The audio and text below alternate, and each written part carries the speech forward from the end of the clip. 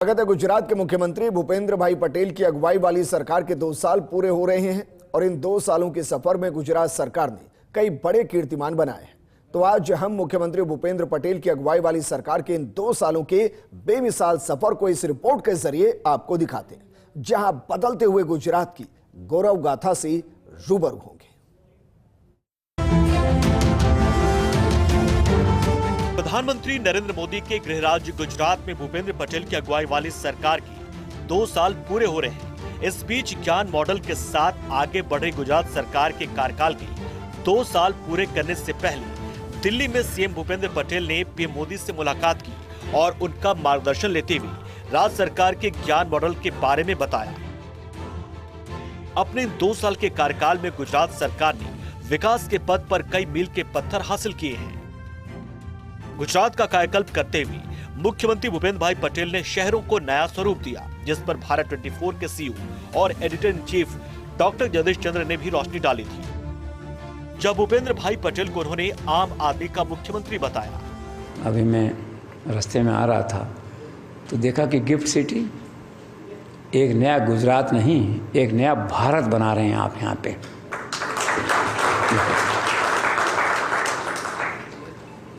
मैंने 75 देशों की यात्रा की और आज मुझे ऐसा लगा कि शायद मैं सिंगापुर से ऐसे सियोल से गुजर रहा हूँ, अहमदाबाद से नहीं गुजर रहा। तो अद्भुत।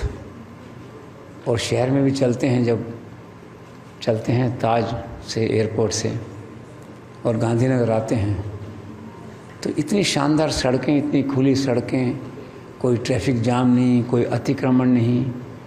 एक काल्पनिक भारत, एक काल्पनिक गुजरात। लोकतंत्र में होता नहीं है ना ऐसा, दबाव की राजनीति, ये नहीं हटेगा, वो नहीं हटेगा। Anyhow, coming to the point is कि लोग तो आम आदमी कहने के लिए कहते हैं, आप सचमुच में कॉमन मैन, आम आदमी के मुख्यमंत्री हैं गुजरात में।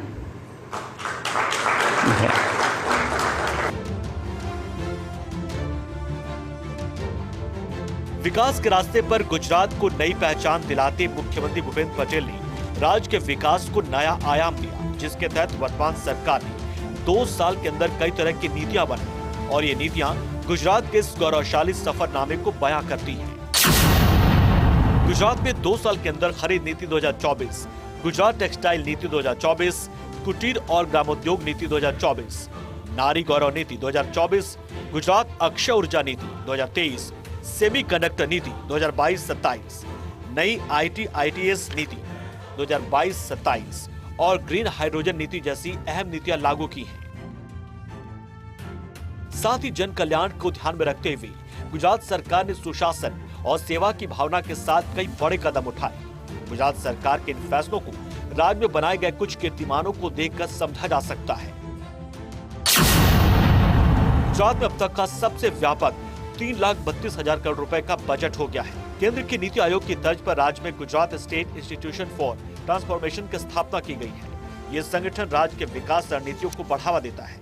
साथ ही राज्य में शहरीकरण का विस्तार बढ़ाने के लिए 9 नगर निगम है और 1 नगर पालिका का गठन किया जाएगा। 2,82,000 घरों पर सोलर पैनल स्थापित कर सोलर रूफटॉप इंस्टॉलेशन में गुजरात देश में अग्रणी है। PMJAY के तहत सहायता बीमा राशि दोगुनी हुई, जहां अब 10 लाख तक निःशुल्क उपचार की सुविधा मिल रही है। गुजरात में एक पेड़ मां के नाम अभियान के तहत 17 करोड़ 19 लाख से अधिक पेड़ों का रोपण किया गया। पीएम सूर्यघर मुफ्त बिजली योजना के तहत सिर्फ 7 महीने में 1,59,338 लाभार्थी लाभान्वित हुए। 37 गीगावाट की क्षमता के साथ दुनिया के सबसे बड़े हाइब्रिड रिन्यूएबल एनर्जी पार्क का निर्माण कार्य तेज गति से प्रगति पर है। साथ ही प्रधानमंत्री नरेंद्र मोदी ने अहमदाबाद मेट्रो फेज 2 का उद्घाटन किया है। इसके साथ ही गुजरात सरकार ने युवाओं का ध्यान रखते हुए युवा कल्याण के क्षेत्र में कई तरह के काम किए हैं, जिनका असर आज गुजरात में धरातल पर साफ नजर भी आ रहा है।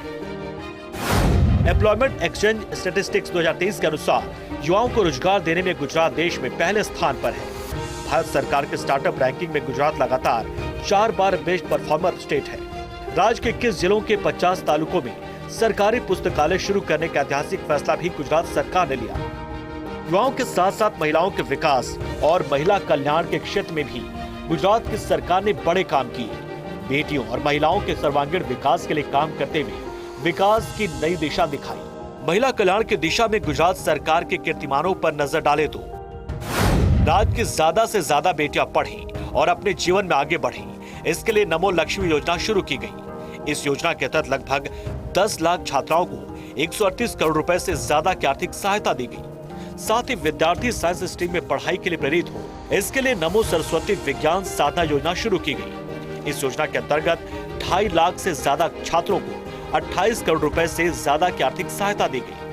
साथ ही नमो श्री योजना राज्य में गर्भवती महिलाओं को 12,000 रुपए की आर्थिक सहायता दे रही है और इस योजना के तहत 1,45,000 लाभार्थियों को प्रदेश में आर्थिक मदद दी जा चुकी है। साथ ही पहली बार राज्य में जेंडर बजट 1 लाख करोड़ रुपए के पार पहुंचा और 200 से ज्यादा योजनाएं सिर्फ महिलाओं के लिए चलाई जा रही है। महिलाओं के कल्याण के साथ साथ गुजरात सरकार ने गरीबों का भी खास ध्यान रखा। इसी का नतीजा है कि आज प्रदेश के गरीब तबके तक सरकार की योजनाएं बिना भेदभाव के पहुंच रही हैं। गरीब कल्याण के लिए गुजरात सरकार की तरफ से उठाए गए कदम की बात करें तो श्रमिक अन्नपूर्णा योजना के तहत अब तक 2 करोड़ 68 लाख लोगों को भोजन वितरण किया जा चुका है। साथ ही प्रधानमंत्री गरीब कल्याण अन्न योजना के अंतर्गत 72 लाख से ज्यादा NFSA कार्ड धारक परिवारों को अनाज का वितरण किया गया।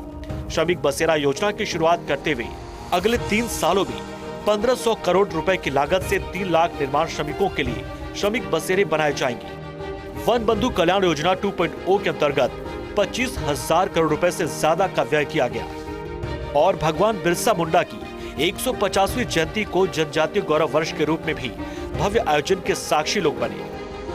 अन्नदाता के चेहरे की मुस्कान को लौटाने के लिए भी गुजरात की भूपेंद्र सरकार ने कई तरह की योजनाएं चलाई, जिसके नतीजतन आज गुजरात का किसान प्रदेश के विकास से जुड़कर विकास के नए सवेरे की ओर बढ़ चला है। किसानों को आगे बढ़ाने के लिए गुजरात सरकार ने भी पूरा योगदान दिया, जिसके तहत किसान सूर्योदय योजना के तहत राज्य के 13,730 यानी 76% गाँव में किसानों को दिन में बिजली की सुविधा मिली। प्रधानमंत्री किसान सम्मान निधि योजना के तहत 56 लाख से ज्यादा किसानों को 6,300 करोड़ रुपए से ज्यादा की आर्थिक सहायता दी गई। 20 लाख से ज्यादा किसानों को फसल के कर्ज पर 2900 करोड़ रुपए से ज्यादा की ब्याज सहायता दी जा चुकी है। तो साथ ही किसानों से न्यूनतम समर्थन मूल्य पर 2800 करोड़ रुपए से ज्यादा कीमत के विभिन्न कृषि उत्पादों की खरीदी की गई, जिसका नतीजा है कि गुजरात के 9,85,000 से ज्यादा किसान सक्रिय रूप से प्राकृतिक खेती से जुड़े और आज के 53 लाख से ज्यादा किसानों को प्राकृतिक खेती के लिए प्रशिक्षण दिया गया। आज दुनिया में अपनी नई पहचान बनाता गुजरात बीते 2 सालों में काफी आगे बढ़ चला है। अपने गौरवशाली इतिहास पर आगे बढ़ते गुजरात में सरकार की सोच और मेहनत ऐसा रंग लाई कि प्रदेश की पहचान को 4 चांद लग गए। इन गौरवपूर्ण सिद्धियों के 2 वर्ष के सफर पर नजर डालें तो वाइब्रेंट गुजरात ग्लोबल समिट के 10वें संस्करण का सफलतापूर्वक आयोजन किया गया।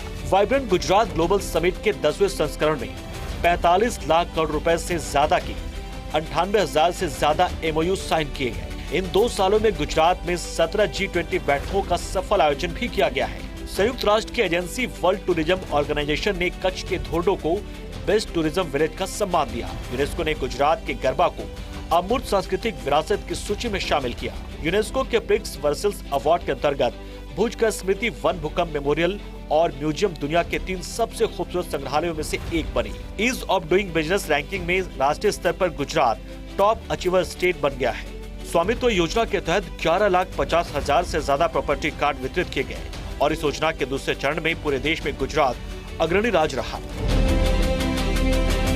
मुख्यमंत्री भूपेंद्र पटेल के नेतृत्व में राज्य सरकार ने 2 साल के कार्यकाल में सेवा, संकल्प और समर्पण के भाव से जनता के सामने सुशासन की नई मिसाल पेश की है और इसी का नतीजा है कि गुजरात अपने विकास की वजह से देश के सिर का ताज बन रहा है।